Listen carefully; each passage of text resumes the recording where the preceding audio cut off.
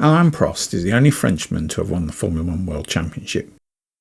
He won more races than any other French driver, and for many years had more wins than any other driver in Grand Prix history, until Michael Schumacher surpassed his total. Even now he remains the fifth most successful driver of all time in Grand Prix wins, and equal fourth in Drivers' Championship titles. And yet, nobody cares. Despite being an active Grand Prix driver for 14 years, his legacy is defined by a 3-year period where his performance and actions were subject to scrutiny and criticism. Over the course of his career, Prost raced against some legends of the sport, notably triple world champions Ayrton Senna, Nelson Piquet and Niki Lauda. He was teammates with other champions like Nigel Mansell, Keke Rosberg and Damon Hill. His achievements came at a time of white-hot competition. His smooth, intelligent driving style earned him the nickname The Professor. Some say it worked against him. Like Jackie Stewart before him, he never actually looked like he was working the car, yet he still topped the timing charts, ahead of others who looked to be on the ragged edge. Over the course of his career, Prost won 51 races and took 4 world championships. And in truth, he could easily have taken 4 more had the cards fallen his way. In 1982, he won the opening 2 races, picking up 18 points, but appalling reliability from Renault meant he scored fewer points in the season's remaining 14 races than he had in the first 2. In 1983, Prost lost out on the title to Nelson Piquet by 2 points. In 1984, he lost out to his teammate Niki Lauda by half a point. He could have won in 1988 and 1990, especially if he had refused to accept Ayrton Senna as a teammate at McLaren. He was, for most of the decade, the benchmark against which other drivers' performance was rated. And despite all of this, Prost is generally overlooked or dismissed by many Formula One fans. His name features much further down any list of all-time greats than his achievements would seem to merit. Prost entered Formula One in 1980 as both French and European Formula 3 champion. Initially he drove for McLaren, where he put in some impressive performances, but after several accidents, Prost broke his 3-year contract with the team and left for Renault at the end of the season.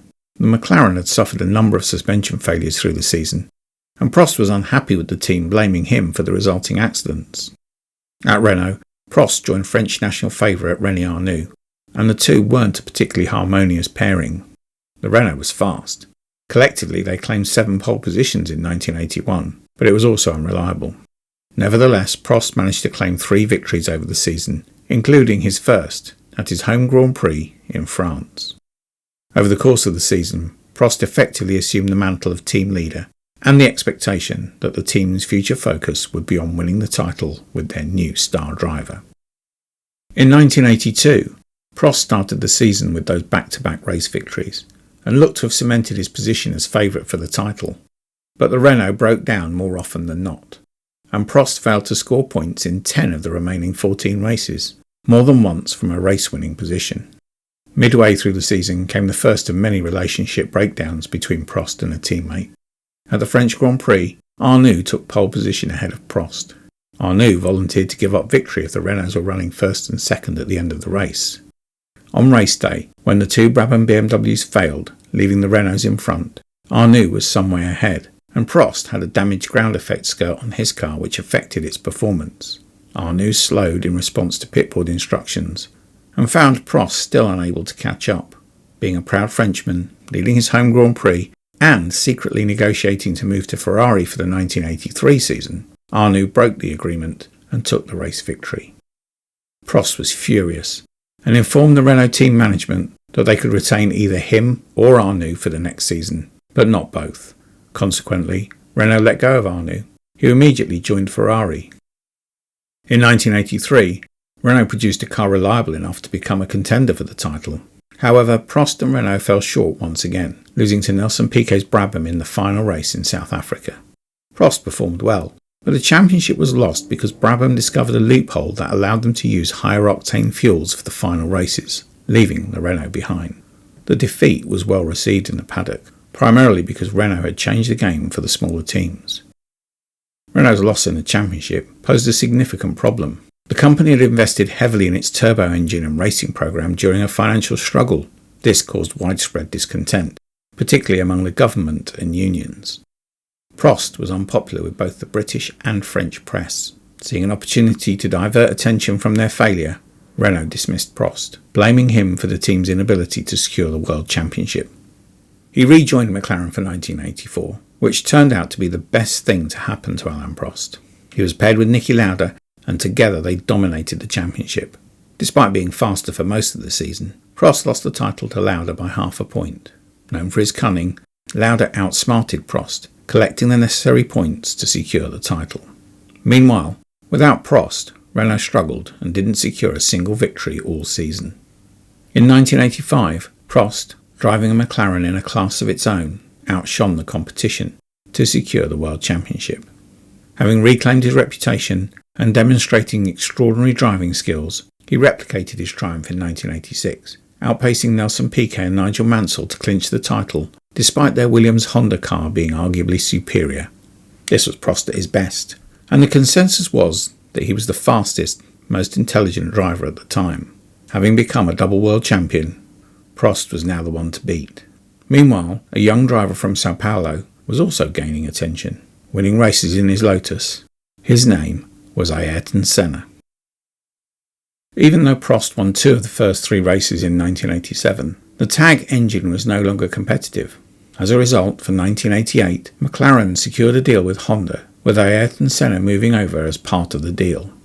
This shift, along with the following 3 years, would impact Prost's legacy, and not positively. In 1988, Senna claimed the title, consistently defeating Prost.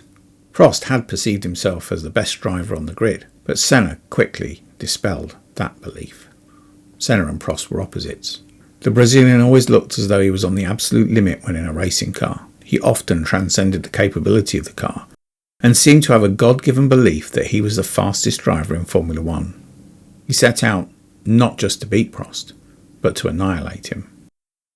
Senna's competitive nature sometimes led to him making costly errors, but he secured the championship title with an incredible comeback win in the second-to-last race of the season in Japan. Despite a slow start that saw his pole position become 14th place by the first corner, this victory was monumental. Senna overtook half the field, made up a half-lap deficit to Prost, and cleverly used backmarkers to his advantage. This strategy allowed him to clinch both the race and the championship from right under Prost's nose. Prost had found it challenging to match Senna's pace, and this trend continued into 1989. It was at this time that Prost seemed to accept that he couldn't outperform Senna in an equally matched car. Then the pair disagreed over a pre-race agreement, leading to a clash at Imola. As a result, Prost declared war on his teammate and started withholding car setup information from the Brazilian.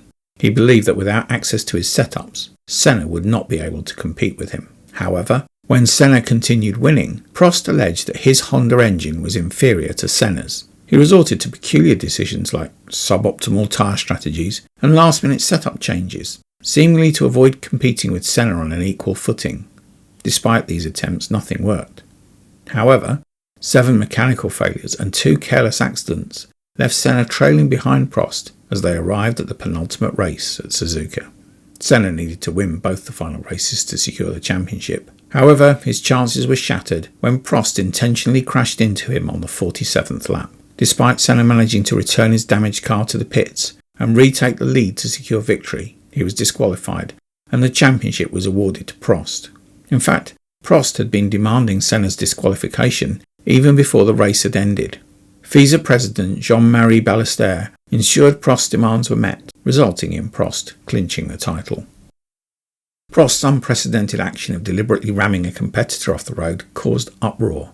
Prost defended himself by saying that he would no longer tolerate being bullied by Senna. However, what really happened was Prost blocking a legitimate overtaking manoeuvre with what could be described as a cynical and professional foul. Overhead and onboard videos clearly displayed this. Yet some continued to defend Prost. However, a head-on view of the collision which emerged later provided damning evidence against him. Why did Prost choose to eliminate his rival with violence instead of sticking to his line, defending into the chicane and completing the remaining laps? Suzuka is a difficult venue to overtake even under the best of conditions, and it's virtually impossible in equal cars. Even if Senna had managed to get past, he would still have needed to win in Adelaide to snatch the title from Prost. There are two potential reasons why Prost would commit such a crime. First, his McLaren was developing an issue, and he knew Senna could easily overtake him. Second, the previous season's experience, where Senna had used backmarkers to overtake Prost, might have made him cautious about their potential impact in the race's final laps. Both reasons revealed that Prost lacked faith in his ability to beat Senna at the season finale in Adelaide. Otherwise, why resort to such a potentially harmful manoeuvre? His move didn't just eliminate Senna from the title race, it also changed the sport for the next decade.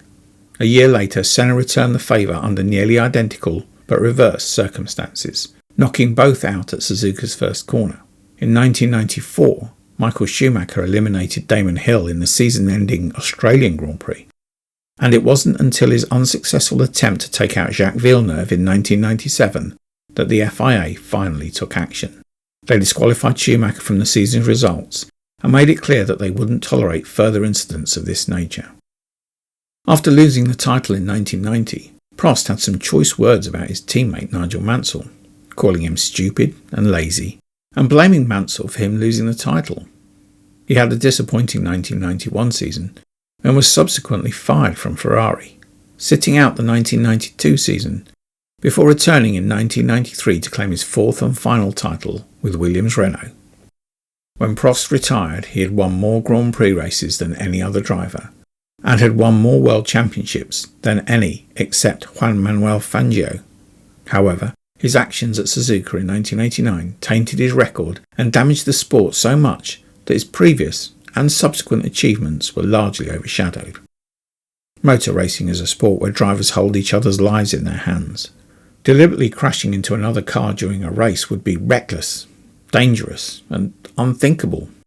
When the Suzuka incidents occurred, several former drivers, including Jack Brabham, Dan Gurney and Jackie Stewart, clearly stated that such behaviour would not have been acceptable in their era. This was primarily because such an incident could result in the death of one or both drivers involved. However, since 1989, drivers have become increasingly willing to force each other off the road, crash into each other, and to push opponents off the track. The complaints of these drivers about track limits and not giving each other space can be enough to spoil the sport for any real enthusiast. In 1958, Stirling Moss exhibited remarkable sportsmanship by vouching for his rival Mike Hawthorn at the Portuguese Grand Prix, preventing Hawthorn's disqualification from second place. Despite losing the championship title to Hawthorn by a margin of 1 point that season, Moss upheld his integrity and fair play. In contrast, Prost's actions at Suzuka in 1989 severely compromised his integrity and tarnished the reputation of the sport, which it has yet to fully recover. Alain Prost asks why he doesn't get the respect he deserves. I would suggest that he knows exactly why. Senna fans dislike Prost, for obvious reasons, but many other fans feel the same. Personally, whilst I find Prost's actions at Suzuka in 1989 to be reprehensible, I believe his achievements in the sport do merit the recognition he is often denied. He may not have measured up to Senna in raw speed, but Prost took the fight to the Brazilian even so. For 2 years, in 1988 and 1989, we were privileged to see the two best drivers of their era go head-to-head in the best car on the grid. Their respective achievements are all the more impressive because they were racing each other. Rarely in Formula One has that been the case. In recent years we have seen Verstappen, Hamilton, Vettel and even Schumacher dominate the sport for long periods with no marked teammates who provided no benchmark for their success. So, in amongst the scandal and retribution, we saw two legends defined in the hottest cauldron of competition Formula One has ever experienced. Unlikable or not, overlooking Prost's achievements reflects unfairly on both Senna and Prost.